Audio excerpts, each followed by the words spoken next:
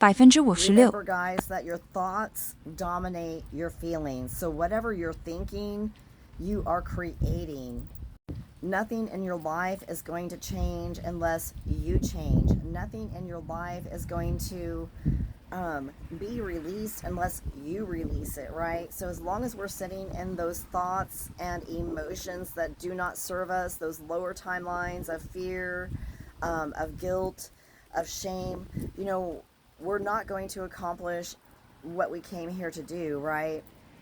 We're going to be stuck and in those ruminations, like stuck in the quicksand of life, right?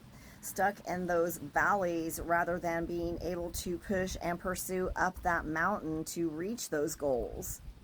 And yes, it's going to take time to retrain your brain. Yes, it's going to take time to readjust that heart space. But when you do, Spirit is still going to catch up to you. Spirit is still going to align to those higher timelines. You know, we vacillate, you know, back and forth from the positive to the negative. But whatever we focus on, you know, is what we are going to create, right?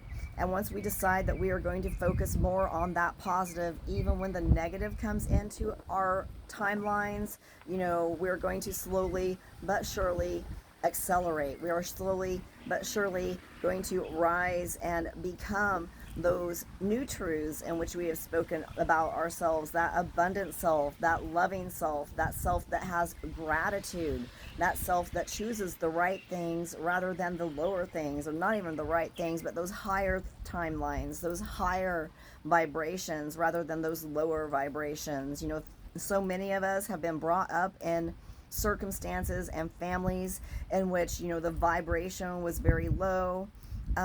But now it is your time, right? You can recreate and retrain who it is that you want to become, who it is that you are.